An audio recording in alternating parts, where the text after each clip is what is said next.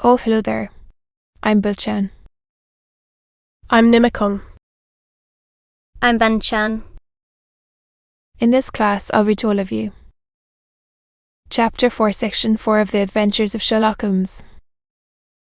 S. Ah. The Adventures of Sherlock Holmes. Author Conan Doyle.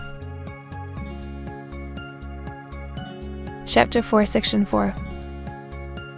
Fastening upon my companion. I am so glad that you have come. I have driven down to tell you so. I know that James didn't do it. I know it. And I want you to start upon your work knowing it. Never let yourself doubt upon that point. We have known each other since we were little children.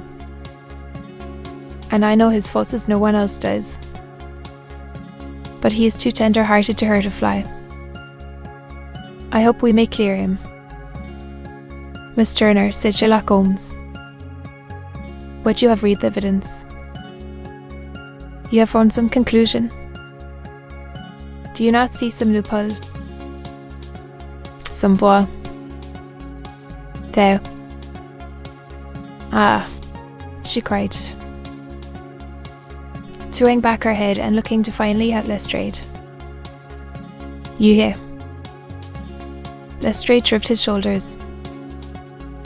He said, but he is right. Oh, I know that he is right. James never did it. And about his quarrel with his father. In what way? Asked Holmes. It is no time for me to hide anything. James and his father had many disagreements about me. Mr. McCarthy was very anxious that there should be a marriage between us. James and I have always loved each other as brother and sister. But of course he is young and has seen very little of life yet. And in Dowell, he naturally did not wish to do anything like that yet. So there were quarrels. And this, I am sure.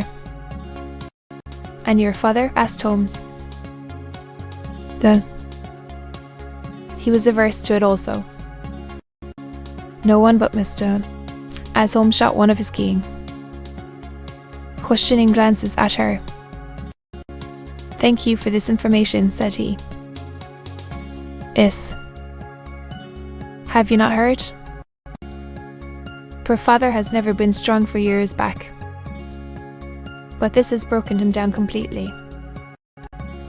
He has taken to his bed. And doctor. Willow says that he is a wreck, that his nervous system is shattered. Mr. Ah. In Victoria. Yes. Quite so. At the gold mines. Well, as I understand. Mr. Yes. Thank you. Miss Turner. You will tell me if you have any news tomorrow. No doubt you will go to the prison to see James. Oh. Yes, you do. Mr. Holmes. I will. I must go home now. For Dad is very ill. And he misses me so if I leave him. Goodbye. She had entered. And we heard the wheels of her carriage rattle off down the street. I am ashamed of you. Holmes, said Lestrade with dignity after a few minutes' silence. Why should you raise up hopes which you are bound to disappoint? I am not over tender of heart. I think that I see my way to clearing James McCarthy, said Holmes. Yes. Then I shall reconsider my resolution about going out. Then let us do so. Watson, I fear that you will find it very slow. I walked down to the station with them, and then wandered through the streets of the little town, finally returning to the hotel, where I lay upon the sofa and tried to interest myself in a yellow-backed novel. The puny plot of the story was so thin, however, when compared to the deep mystery through which we were groping, and I found my attention wander so continually from the action to the fact, a consideration of the events of the day.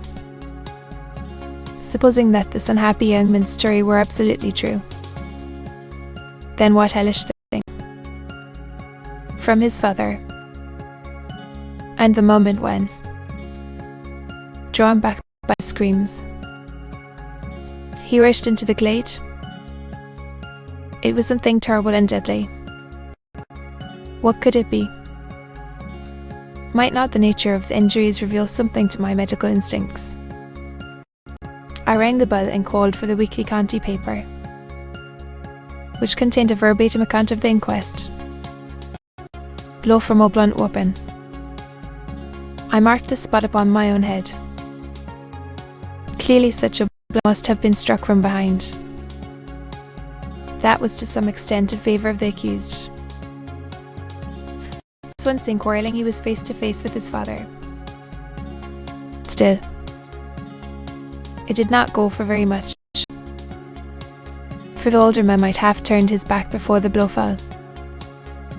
Still, it might be worthwhile to call Holmes' attention to it. Then there was the peculiar dying reference to a rat. What could that mean? It could not be delirium.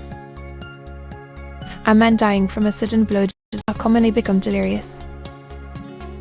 Well, it was more likely to be an attempt to explain how he met his fate. But what could it indicate? I cudgelled my brains to find some possible explanation. And then the incident of the grey ghost seen by young McCarthy. If that were true, the murderer must have dropped some part of his dress, presumably his overcoat, in his flight. Instant when the sun was kneeling with his back turned not a dozen paces off. What a tissue of mysteries and improbabilities the whole thing was. I did not wonder at Lestrade's opinion. McCarthy's innocence. It was late before Sherlock Holmes returned. He came back alone, for Lestrade was staying in lodgings in the town.